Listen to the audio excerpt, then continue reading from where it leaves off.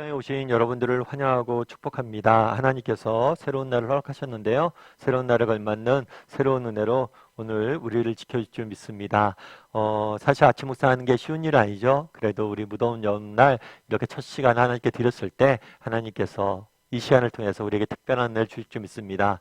오늘은 하나님 모세를 격려하다라는 제목을 가지고 출애굽기 6장 1절부터 10절까지 말씀을 좀 살펴봤으면 좋겠습니다. 우리 1절 말씀 같이 한번 읽어볼까요? 여호와께서 모세에게 이르시되 이제 내가 바로에게 하는 일을 내가 보리라. 강한 손으로 말미암아 바로가 그들을 보내리라. 강한 손으로 말미암아 바로가 그들을 그의 땅에서 쫓아내리라. 네. 모세가 하나님의 명령에 순종해서 바로에 가서 이스라엘 백성들을 광야로 보내라고 이야기를 합니다. 하지만 바로가 이러한 경고를 듣지 않죠. 오히려 더 마음이 완악해져서 이스라엘 백성들에 대한 노동의 강도를 훨씬 더 증가합니다. 이로 인해서 이스라엘 백성들이 고통을 당하게 돼요. 이것들을 보고 마음이 모세가 무너지죠. 마음이 낙심이 되죠. 상처를 입죠. 그리고 하나님 앞에 가서 토로합니다. 하나님 왜 저를 보내서 이렇게 상황이 더 악화됐습니까? 그러자 하나님께서는 모세를 위로하세요. 뭐라고 위로하세요? 모세에게 이르시되 내가 바로에게 하는 일을 내가 보게 될 것이다. 나의 강한 손으로 말미암아 그들을 보내리라. 강한 손으로 이렇게 되어 있어요. 짧은 구절에 강한 손이라는 단어를 반복해서 표현하고 있습니다. 하나님은 누구세요? 하나님은 전능하신 분이세요.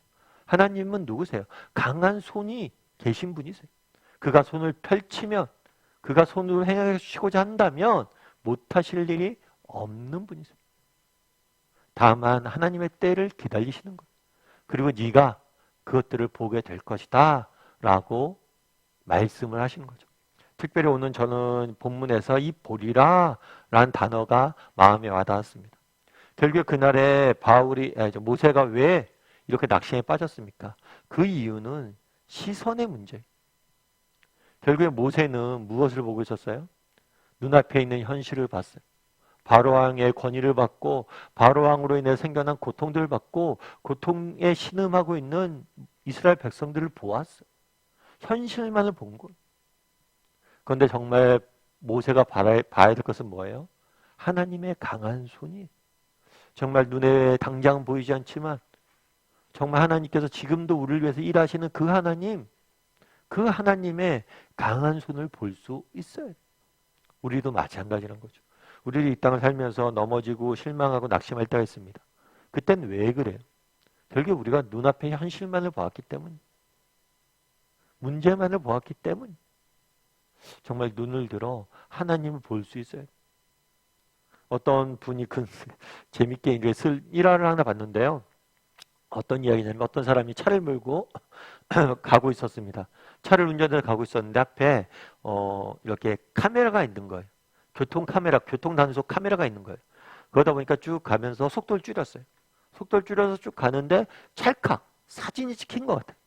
이상하다, 내가 충분히 속도를 줄였는데 왜 다시 돌아갔어요. 이 사람도 참 집요한 사람이죠. 돌아갔어요. 다시 속도를 줄여 천천히 가는 거예요. 찰칵 또 찍히는 거예요. 이상하다 그러고 3-4번 다시 돌아갔어요. 또 찰칵 찍히는 거예요. 이상하다 싶어서 갔대요. 그리고 시간이 흐른 다음에 집에 이제 범칙금 통지서가 3장이 나온 거죠. 그래서 진짜 찍혔네 하고 봤어요. 이게 뭔지. 딱 보니까 그게 뭐라고 되어 있냐면 안전벨트 미착용 이렇게 적혀 있었다 그러거든요. 왜 이 사람이 안전벨트를 못했다는 걸 인지하지 못했을까요? 꽂혀 있었던 거예요. 뭐예요? 저건 과속 단속 카메라다라는 생각에 꽂혀 있으니까 딴 걸 못 보는 거예요. 우리도 마찬가지. 우리 인생에 문제가 있으면 문제가 커버립니다. 그러다 보니까 그 문제만 딱 바라보니까 딴 걸 못 보는 거예요. 정말 우리가 인생에 문제가 있었을 때 정말 문제에서 시선을 돌리는 훈련들 좀 해야 돼요. 돌리고 무엇을 바라봐야 돼요? 하나님을 바라봐야 돼요. 이 모든 것을 주관하시는 하나님을 볼 수 있어요. 하나님의 강한 손을 봐야 돼요. 그래서 우리가 아침 묵상도 하는 거예요.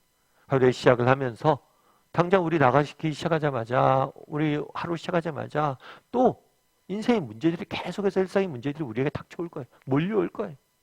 그런데 이 순간만큼 하나님을 바라봐야 돼요. 하나님이 어떤 분인지 기억해야 돼요. 그랬을 때 정말 그 하나님께서 우리를 지키시는 거예요. 그래서 오늘 본문에 보리라, 우리가 무엇을 바라보고 있는지 한번 점검해 봤으면 좋겠어요. 그리고 4절부터 5절까지 말씀 같이 한번 읽어볼까요? 가나안 땅 곧 그들이 거류하는 땅을 그들에게 주기로 그들과 언약하였더니 이제 애굽 사람이 종으로 삼은 이스라엘 자손의 신음소리를 내가 듣고 나의 언약을 기억하노라. 네, 그렇다면 우리가 바라봐야 될 하나님은 어떤 분이시라는 거예요? 하나님께서는 계속해서 이렇게 이야기하죠. 가나안 땅, 그들이 거류하는 땅을 그들에게 주기로 그들과 약속하였더니, 이 그들은 누구냐면 이스라엘 민족의 조상들이, 대표적으로 아브라함이죠. 하나님께서는 아브라함에게 약속하셨어요. 내가 너로 하여금 큰 민족을 이룰 것이다. 그리고 네가 보는 이 땅을 너에게 줄 것이다. 그래서 나는 그 언약을 뭐예요? 기억하는 하나님이다. 그리고 나는 이스라엘 백성들의 신음소리를 듣고 기억하는 하나님이다. 정말 우리가 인생의 문제를 만났을 때 인생의 문제가 아니라 하나님을 바라봐야 돼. 그럼 우리 하나님은 어떤 하나님이냐? 우리의 고통과 아픔의 소리를 들으시고 자신이 우리에게 주신 약속을 기억하는 분이라는 거예요. 사실 그렇죠. 하나님께서 아브라함에게 약속을 주셨습니다. 너로 큰 민족을 이룰 것이다. 그런데 아브라함 때에는 그 약속이 너무나 희미해 보였어요.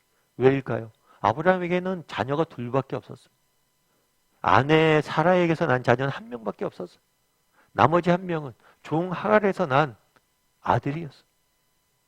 2명밖에 없는 사람에게 네 민족이, 네 후손이 하늘의 별과 같이 될 것이다. 정말 그럴 가능성이 있나요? 정말 너무나 희미해 보이는 약속이에요. 그런데 오늘날 우리는 어떤가요? 그 약속이 어떻게 이루어졌는지 우리는 눈에 보잖아요. 오늘날 유대인들이 아브라함을 자신의 민족의 조상으로 섬깁니다. 수많은 아랍 사람들이 아브라함을 또 자신의 민족의 조상으로 섬겨요. 그리고 수많은 그리스도인들이 아브라함을 믿음의 조상으로 섬기죠. 인류의 반 이상이 아브라함에 대해서 알고 그분에 대해서 배우고 그분에 대해서 본받으려고 노력을 해요.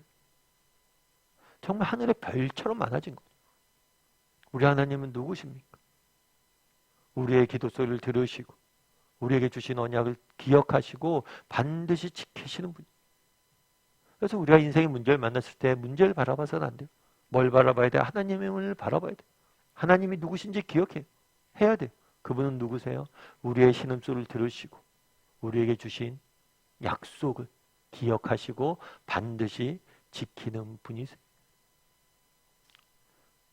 우리도 정말 이 하나님을 신뢰할 수 있었으면 좋겠어요.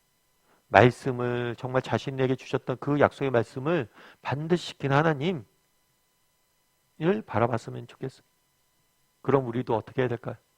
우리도 약속의 말씀을 붙잡고 나가야겠죠. 왜냐하면 그분이 약속의 말씀을 지키는 분이시잖아요. 여러분 혹시 18번이라는 노래 아세요? 18번. 18번이라는 표현을 요즘 안 쓰기도 하는데 18번은 자기가 가장 좋아하는 노래를 18번이라고 그러더라고요. 그 요즘 표현을 하면 뭘까요? 인생 노래 정도 되겠죠. 정말 우리가 항상 즐겨 부르는 노래가 있죠. 그럼 여러분들은 어떠세요? 이 인생 노래가 있듯이 인생 말씀이 있으세요? 정말 힘들고 어렵고 낙심이 될 때마다 여러분들 붙잡고 가는 말씀이 있냐는 거예요. 그 말씀 한 구절이 있냐는 거예요.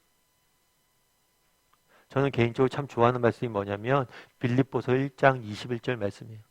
이는 내가 사는 것이 그리스도이니 죽는 것도 유익함이라. 제가 처음 신학교 갈 때 하나님께서 제게 주신 약속의 말씀이기도 해요. 그리고 제가 힘들고 어려운 순간순간마다 저를 붙들어주는 말씀이 이 말씀이세요.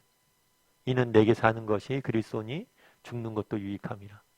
이거는 찬양으로도 우리 많이 알려져 있죠. 내 안에 사느니 예수 그리스도니 나의 죽음도 유익함이라. 나의 왕 내 노래 내 생명 기쁨, 나의 힘, 나의 것, 내 평화, 나의 주, 내 안에 사느니. 정말 힘들 때마다 이 찬양을 부르고 이 말씀을 기억하면 그렇게 힘이 나더라고요. 우리가 죽어도 죽는 것조차 유익하다. 왜냐하면 그리스도가 나와 함께 할 것이기 때문이다. 하나님이 나와 함께 하시는데 내가 죽는 것도 내게 유익한데 두려워할 게 뭐가 있냐. 저에게 이렇게 말씀하는 것 같아요. 그래서 바라기는 여러분 한번 돌아봤으면 좋겠어요. 여러분이 힘들고 어려웠을 때 붙잡고 가는 말씀이 있는지, 그리고 말씀을 좀 그런 말씀이 있었으면 좋겠어요.